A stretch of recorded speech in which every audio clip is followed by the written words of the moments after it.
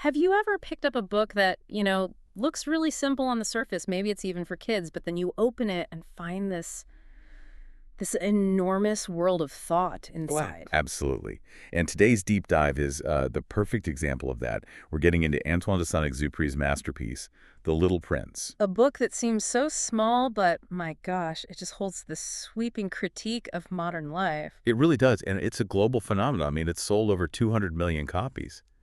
So our mission today is to go past the plot and really dig into the profound insights, especially how the author critiques adult life. And the author's own life is so key here. Saint-Exupéry wasn't just a writer, he was a pilot, a real working aviator. hmm And that experience just grounds the whole story. The narrator's a pilot too, and he tells us right at the beginning that he figured out as a kid that adults, they just lack imagination. They can't see what's really there. You're missing the tools. Exactly. They're obsessed with numbers, with figures, with being serious.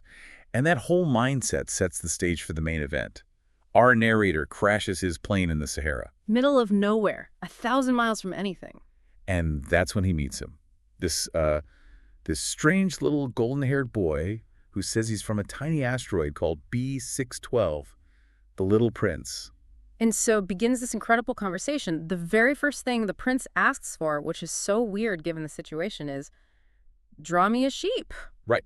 The pilot's trying to survive, Yeah. and this kid wants a drawing, but it immediately shows us how the prince thinks. It's a very unique kind of practical, He needs the sheep for a reason. a very important one. He explains that his tiny planet, B612, is always under threat from these terrible seeds. The baobabs. The baobab trees. Exactly. They grow so fast they could literally tear his world apart.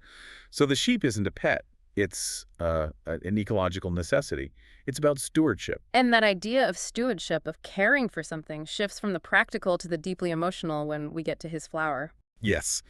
The pilot is, frantically trying to fix his engine, and he kind of dismisses the prince's worries about the flower, calls it just some ordinary thing. Make mistakes. Huge mistake. Yeah. It triggers this incredible, heart-wrenching monologue from the prince about adult preoccupation.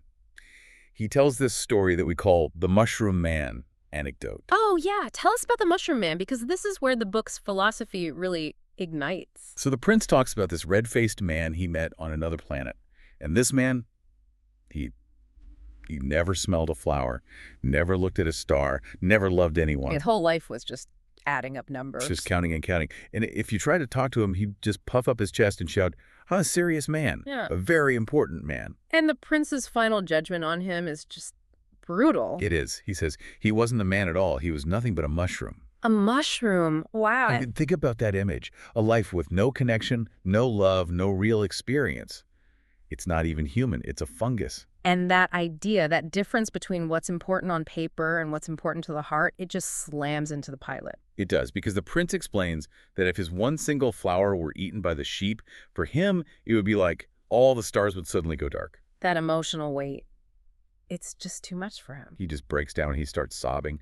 And the pilot, who was so focused on his engine, he immediately drops his tools, holds the prince, and promises to draw a muzzle for the sheep, a little shield for the flower. That's the moment. That's when the pilot finally gets it. He sees the flower not as a plant, but as this irreplaceable treasure because of the time and the love the prince poured into it. Mm-hmm. And that understanding of value is the perfect lead-in to the prince's journey. Before Earth, he visited 6 other asteroids, and these aren't random stops. They're a very systematic critique of adult vices. So he's basically conducting a field study of human failure. Okay, let's start with the first one. Asteroid 325, the king. The king without authority. He rules over nothing, absolutely Sure. nothing. But he talks with this incredible grandiosity. He's just desperate to be in charge of something. But he does say one thing, like one piece of incredible wisdom right before the prince leaves. He does. He says, judging oneself is far more difficult than judging others. If you manage to judge yourself properly, you are truly a wise person. That is The highest. Real wisdom isn't ruling others, it's ruling yourself. Okay, so then we move on to Asteroid 326, the conceited man. Oh, this guy. His whole life is just this hollow need for applause. He just wants people to clap, and every time they do, he lifts his hat. It's a performance loop. And the prince figures him out pretty quick. Yeah, he realizes conceited people never hear anything except praise. They're totally isolated inside their own vanity. The next 2 planets show us different kinds of pointless lives. We get the drunkard, The drunkard. Such a sad, circular existence. He drinks to forget he's ashamed. And he's ashamed because he drinks. It's a total dead end. And then the businessman who feels very familiar. Painfully familiar. He's just counting and counting, claiming he owns the stars. Why? Just because he was the first person to think of it. That's his whole argument.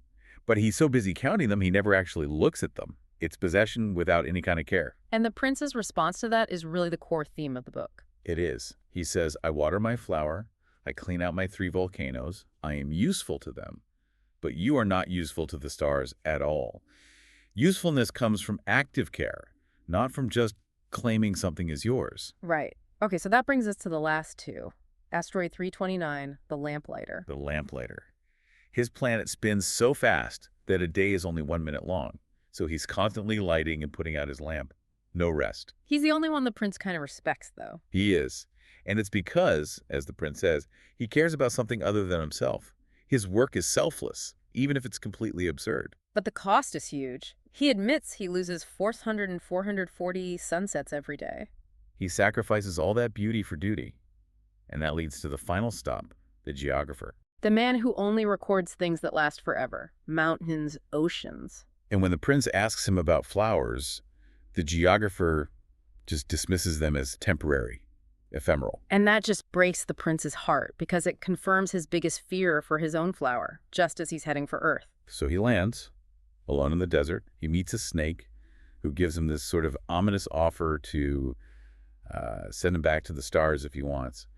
But the real crisis comes when he finds a rose garden. Oh, this is the lowest point for him. It's devastating.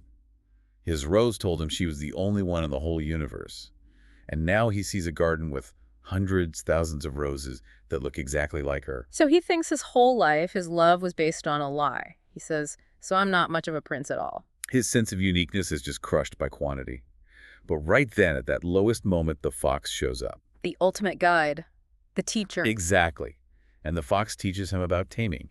He says it means to create a bond. It's about choosing something and, through ritual and patience, making it unique to you and the entire world. So the uniqueness isn't about how it looks, it's about the connection. Precisely. The fox gives that beautiful example of the wheat fields. They meant nothing to him before, but now, because the prince has golden hair, the wheat will always remind the fox of him.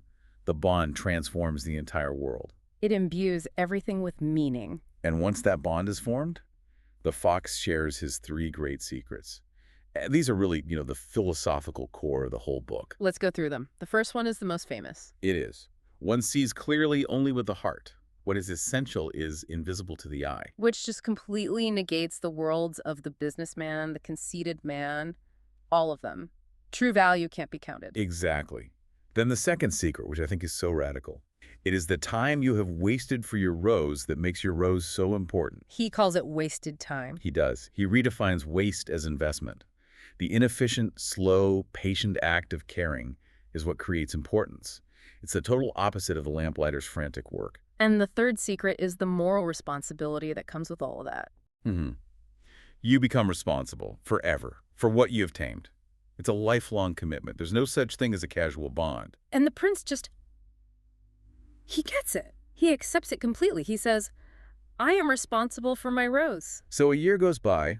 The pilot finally finds the prince talking to the snake right on the anniversary of his arrival, and the pilot is just terrified. He knows what's coming, that the snake's bite is the only way for the prince to get back home, to leave his earthly body behind. Right, and the prince, seeing his friend's fear, gives him this incredible gift. He says, when you look at the stars, you will see me. The stars will be laughing for you. So even in separation, the bond turns pain into something beautiful. And that night, the prince is gone. His body is never found. And the narrator, 6 years later, he still looks at the sky and is comforted by the sound of one particular star laughing. And he leaves us, the listeners, with this really touching final request. He asks that if you're ever in the desert and you see a little boy with golden hair who won't answer your questions, please send word to me. You would bring peace to a heart that has never stopped missing him. So what does it all mean? What's the final takeaway? I think it comes back to that king's wisdom. He said the hardest thing is to judge yourself properly. So the question the book leaves us with is, how do we judge our own lives? Is it by what we own, like the businessman? Or the praise we get, like the conceited man. Or is it by something else entirely? Right. Is it by the strength of the bonds we've taken the time to create, the things we've tamed and chosen to be responsible for? Are we counting, or are we truly deeply caring? That's the question Saint-Exupéry leaves us with, sort of hanging there among all those laughing stars.